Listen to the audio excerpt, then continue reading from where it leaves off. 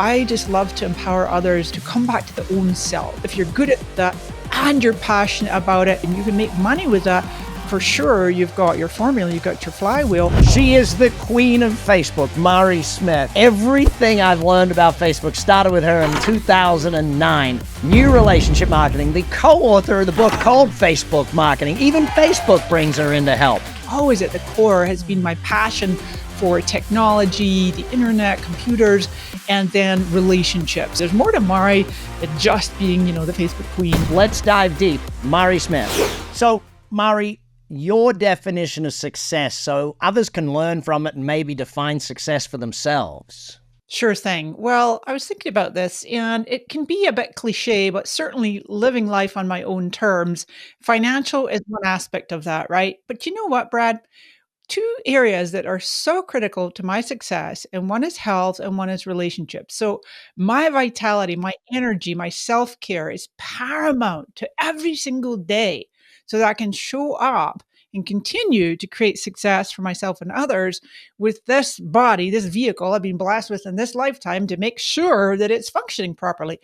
And at the core of everything I do, and personal and business, is always comes back to relationships, to bonds, to making sure that I'm staying in close contact with my family. Something's a little off with a family or a friend, I can feel it like literally affect my energetic field. So it's something that I really strive to cultivate beautiful, deep, nourishing relationships. Where do you feel that success became your performance standard in life? Was it as a young girl? Was it in college years? Where did that become your performance standard? Oh, okay. I would say probably in January of 1999 when I emigrated from Scotland to America. I came to San Diego, California, and Brad, I had 50 British pounds to my name. It's probably about $100 back then. I had two suitcases and I knew one person. And I do know about myself that I'm very determined. I'm very resilient. I'm totally willing to jump in with both feet and figure it out later and build a plane as I'm flying it.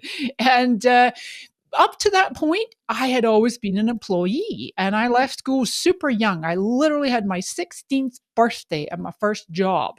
So yeah, I would say success is something I've always been driven towards, but it wasn't until I started in late 1998 making that decision. You know what? I'm going to be an entrepreneur. I'm going to run my own business. And I was taking classes and I was studying about how to start your own business. I had built a website. I was getting myself out there. I was just going into the bank to get a small business loan and to get going. And I got this phone call out of the blue from someone, a long lost friend in San Diego, California. He's like, Mari, would you like to move to the States? And I'm like, whoa, I'm supposed to start my business in California, not Scotland. So as they say, the rest is history. And that's kind of how I rolled.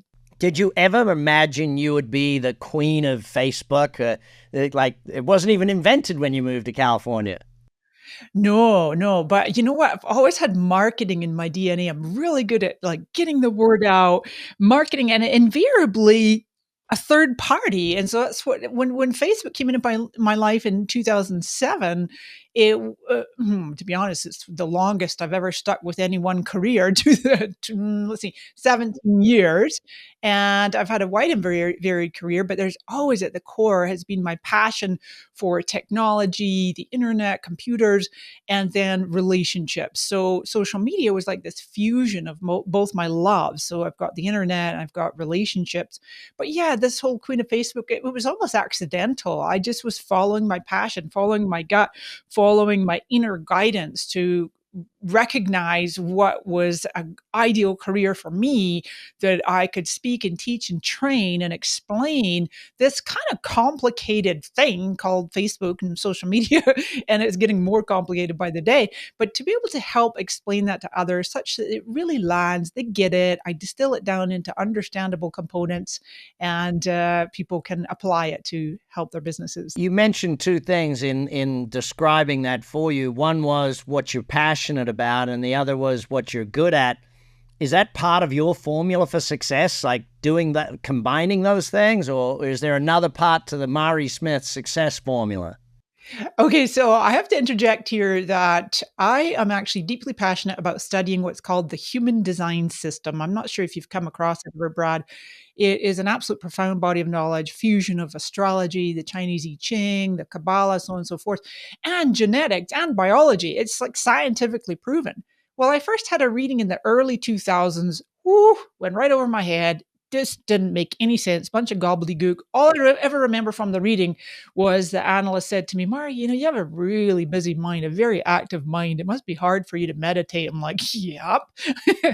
Fast forward to late 2020, and a dear friend of mine brought human design back into my life. She was over at my house. She says, my intuition said I should just give you this book. And it was a book on human design. And I practically leapt out of my chair, threw my arms in the air. I'm like, oh, human design, you can study that?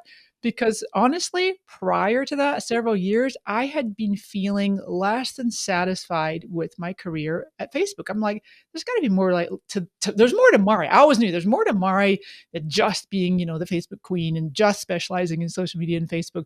I wanted something that would really give me this deep, profound ability to impact people's lives in addition to what I'm already doing with social media.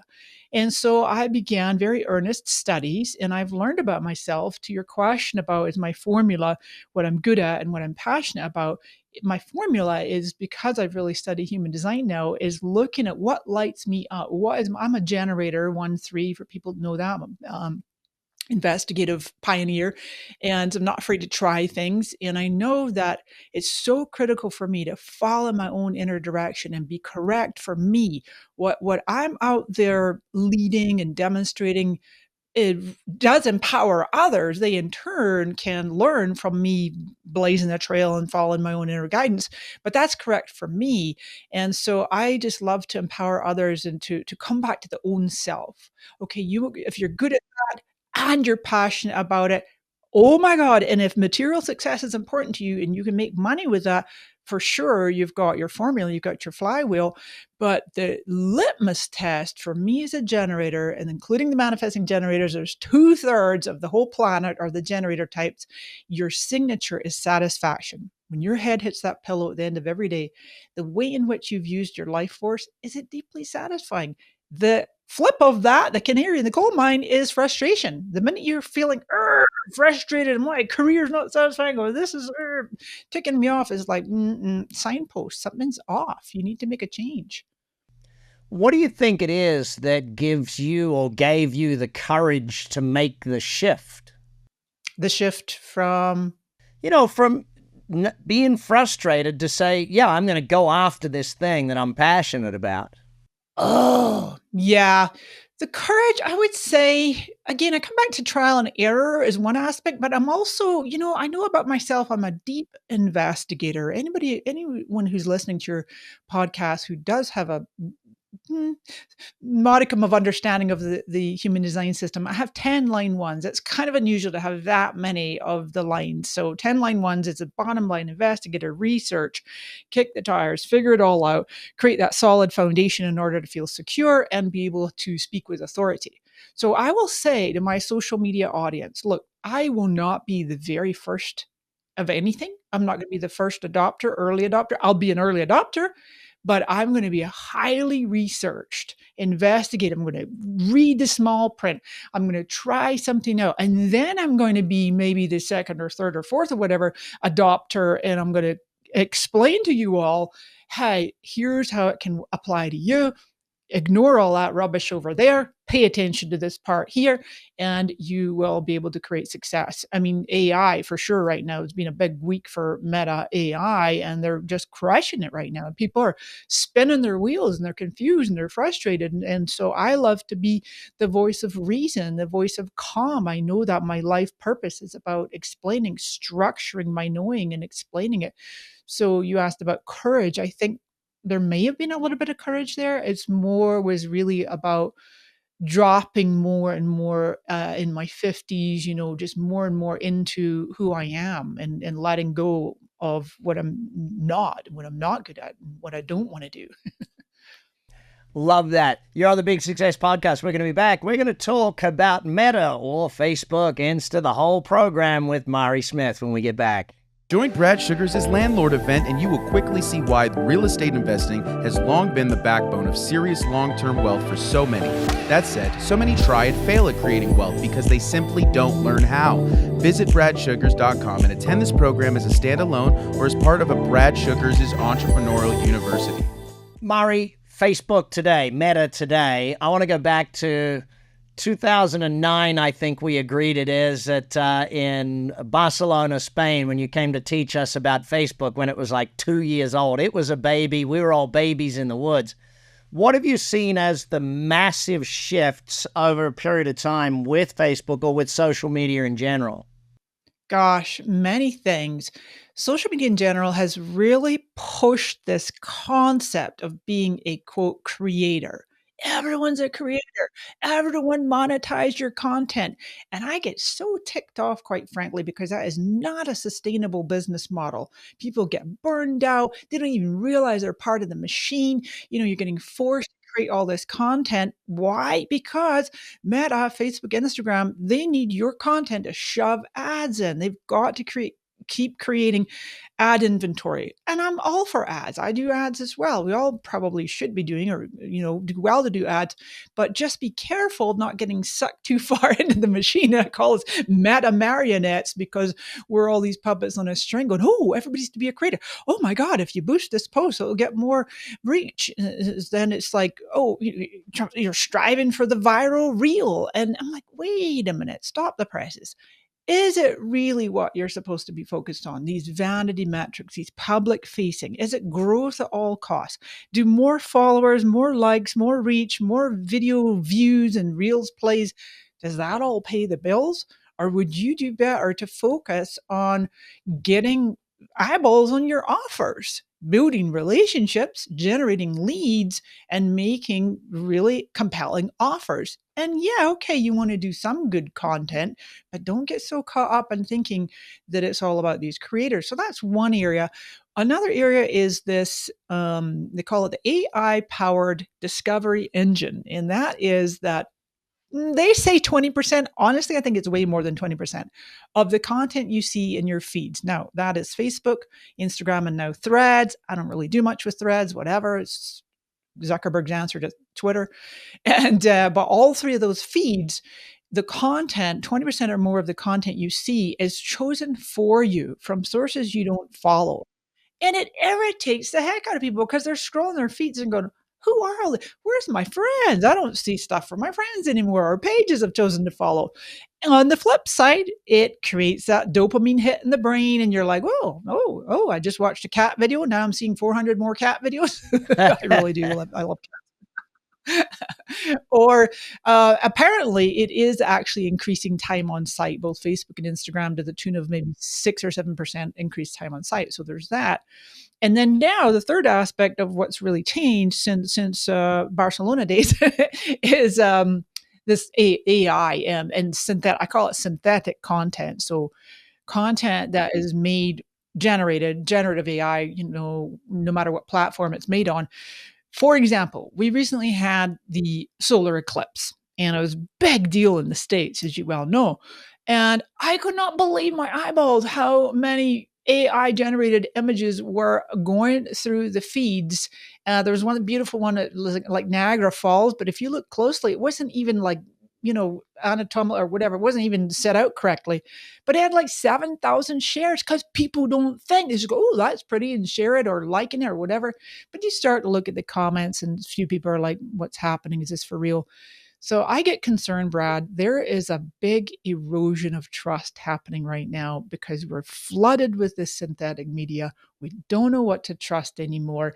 If people are not disclosing, hey, I made this with AI, then I don't know. It's like we don't even know what to believe anymore. So Well, it's why I like live interviews like this, because then people know it's Brad and Mari chatting. I want to hit two angles of social media that I've seen over the last few years. One is using it as social proof. Like people, when they find out about your company, they're going to go and look you up, LinkedIn or Face or wherever. What are your thoughts on it being more of a social proof aspect today? I think social proof is an important aspect for some industries. For example, you're offering social media services. You probably should have decent social media. Otherwise, otherwise, for the vast majority of industries, you simply want to maintain a good presence. So, publishing regularly, only a few times a week. You don't have to go crazy and do multiple times a day, and just have your bio optimized, your links optimized, update your cover image and your profile image periodically, and just maybe choose which one or two or three platforms are your thing. So for some folks, that might be they're all in on Instagram and LinkedIn, and they just don't want to do Facebook. But most people really would do well to do something with Facebook, whether it's a personal profile and or a Facebook page, business page, and or even a group as well. So yes, there's merit to social proof. I've been amazed in the last year or so how many times I will go and look at a business page and it's all but neglected. That business is just thrown the towel in and gone, you know what? I can't keep up with this. And they're just off busy running their businesses. And I always say to people, don't judge the book by the cover, right? It's like, you don't know what someone's doing behind the scenes. They might be crushing it and making millions of dollars, and they just don't really keep up much with their social. And that's okay. Yeah. Another side angle that's been presented in the last few years is that it's not so much what you say, it's what other people are saying about you on social media. What's your thoughts on that one? That's an interesting point. You know, something that I wanted to say pride myself on, I will say, is I do have an impeccable reputation, and I protect my reputation fiercely. I will never delegate my voice. So if someone's having a conversation with me in first person, it's always me, and my team will interact on my behalf, but always as them and posting, or engaging in my different forums and page and whatnot. So there's that. Also, just really going above and beyond and delivering exceptional service, exceptional experiences, and just because at the core of everything I do, as mentioned, is just bonding relationships and making sure people are seen and heard and made to feel important. I just don't like ever thinking of people like as a number on my list. Moreover, real people with beating hearts and challenges and things that keep them up at night, and how can I help them? So that really comes across in all that I do. So before I get into how we succeed with a lot of that stuff, there's another area that's been put forward, and that is like keep thinking of your Facebook or your LinkedIn or your any of these as more like a database of prospects for you. What are your thoughts on that? Yeah, that's accurate, and we never know when the timing is going to be right for someone to make a buying decision. I have literally had people in my audience for a couple of years, 1 or 2 or 3 years. And they're like, Mari, I've been following you for years, and now I decided to finally sign up for something. And in my mind, I'm like, what took you so long? But it's like, okay, all good, all good. You do your timing. And so you're right. Absolutely. We ideally want to cultivate this following at large who are ideal prospects, and not really having people following you on your socials that aren't a prospect unless it happens to be your family and friends and whatnot. But yeah, I like that outlook for sure. So with Meta today, where do you see the best impact for someone? Where should we be focusing in our attention nowadays? Well, honestly, my model that I teach, I call it evergreens, my 3-part success formula. I call it evergreen because no matter what changes are happening on the social landscape, Meta, Zuckerberg throwing all this stuff at us, these 3 components will always stick. And that is content. You got to start with some kind of content, whether you're producing it yourself, whether you're doing the AI, what you're doing right here today. This is content here, Brad. Your podcast, of course, you repurpose it, you put it out in video clips. And so content. The next part, I used to say engagement because it was all about getting an engagement, the likes, the reactions, the shares, the comments. But you'll see different stats out there, and engagement rates are down across the board on all social channels because there's only so much attention that we can pay to all these things. So I switched that up to connection. And connection can happen in the comments and also in the DMs. I really encourage businesses to invite your audience members to DM you. DMing, sometimes direct messaging is sometimes almost as good as having someone's cell phone number and being able to text with them, because now you're in a one-on-one instant conversation. And yes, you can bring in the chat bots to do that and automate the first part of it and get to know the person, drive them to a certain place, segment. And then you can also have your community managers in there, your moderators, public facing, highly trained in what offers are being made, able to spot buying signals, directing people to different places to maybe make a purchase. So that's content. Then connection. We just talked about connection. I also insert in their community. For some businesses, some industries, it's correct to have a Facebook group, or potentially I'm seeing more folks that are kind of like over it. They're done with their Facebook group and they're choosing to use a whole separate platform like Circle or Mighty Networks. There's all kinds of ones out there. Even a Slack channel. I love following Paul Raitzer. He's the founder and CEO of the Marketing AI Institute, and he has the Artificial Intelligence podcast. And they have this amazing Slack channel for free, and you can get all these great interactions and community. And then the third part to the formula, the all-important one, which a lot of businesses tend to overlook, and that is conversion. And you just mentioned about looking at your followers as this potential database of prospects.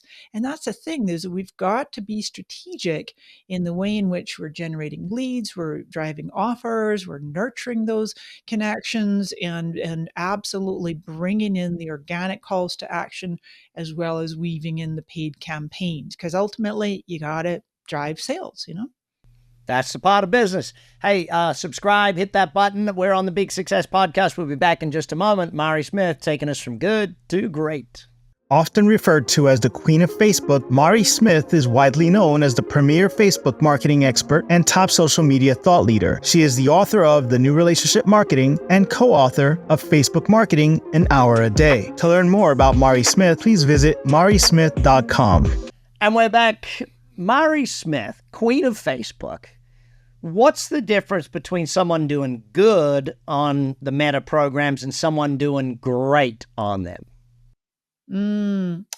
What comes to mind is knowledge, is just really keeping your finger in the pulse of, what's working today, what technologies are available to you, not necessarily having to be a master overnight. There's just too much for any one individual. It's overwhelming right now. And with this recent release of Meta AI, which is very, very cutting edge, they're actually really blazing a trail in the AI industry in general, not just generative artificial intelligence, where you can create images and text, and I'm sure videos will be coming, and voice.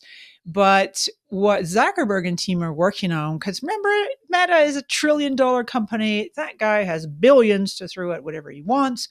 And so they are also working on AGI, which is artificial general intelligence. And honestly, Brad, that bit frightens me a little bit. This is where the future is going, where you got these sentient beings, this self-aware, these robots that are like able to, function almost like humans. I don't know, but anyway, will they all look like Mark is the question. That's the. I wouldn't be surprised. So, if keeping our finger on the pulse is really important, what are the top 3 things? And let's break it down between Facebook and Insta. Let's start with Insta. What are the top 3 things I should be focusing on right now to be great at Insta? So top 3 things on Instagram, absolutely video content. Meta on the whole is on a mission for years now to compete with TikTok. Adam Mosseri, the head of Instagram, said that TikTok is the most formidable competitor the company has ever seen. So anything TikTok does, Meta is going to turn around and copy. And that was where they brought in these short form videos. And now every type of video, whether it's landscape, longer or shorter, goes into what's called the Reels tab. And invariably, when I am teaching my classes or working with a client, I look at their socials, I have them in the hot seat. And if I don't even see a Reels tab on their Instagram profile, I know they've never posted a video. And that's a big no-no. You've got to do at least some video on Reels. The second thing, you don't have to try to necessarily sell. We were talking earlier about calls to actions, and Instagram is really frustrating where we always have to say, see link in bio, see link in bio.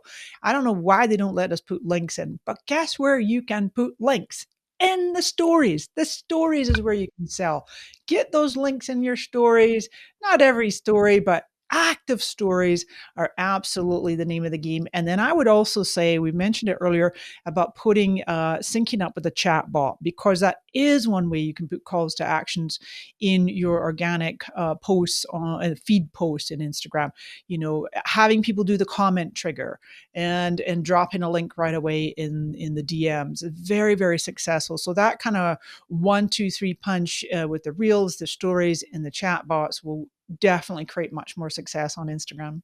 Well, hey there, and thanks for listening. I've noticed that 78% of you are brand new, which means you haven't hit the subscribe button yet. By subscribing, you help us bring on even better guests, better quality content, and serve you better with even more podcasts. So please hit that subscribe button. It only takes a second. It makes a huge difference. If you support us, we're going to support your success and help you achieve big success together. I've seen, and we've had a lot of success with asking people to DM us, but we've also had a lot of success with asking people to book a call. Are you seeing more of that today or less? Where are you seeing that trend? Yeah, I would say more for sure. And certainly in the coaching industry, definitely getting people onto a call. I think it's a wonderful approach, especially as this AI gets so infiltrated into everything and you having this fear and uncertainty where people are like, okay, wait, is this a real human? And they almost feel like breathing a sigh of relief. Oh, I got a real human. Okay, shoo. Flip it to Facebook. What's the distinctions there? What should we be focusing on Facebook? Is it the same? Is there some differences?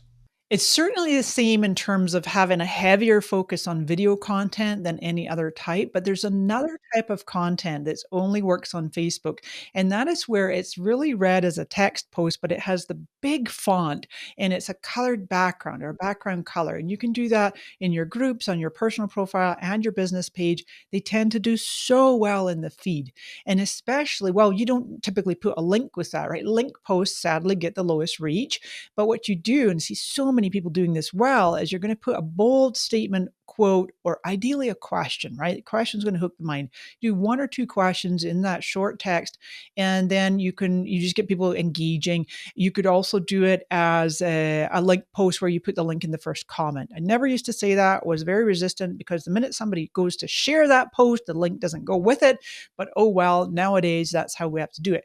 So that would be one thing. The other thing too is, especially for coaches and individual business owners, solo professionals, making a decision, am I going to go all in and keep working this page as well as my personal profile? Or with the personal profile, you can switch it to what's called professional mode. And switching it to pro mode gives you access to insights about your audience, about your post, your reach, the boost button, potentially a bit more reach. You've got to experiment with it. Some people say it might not get more reach, but I've seen many successful profiles switch to professional mode, focusing heavily on those background text posts with the background color and reels, and posting quite a few times a day even. Some of these people, like I know one person, I'm thinking of Austin Armstrong. I love to use him as an example.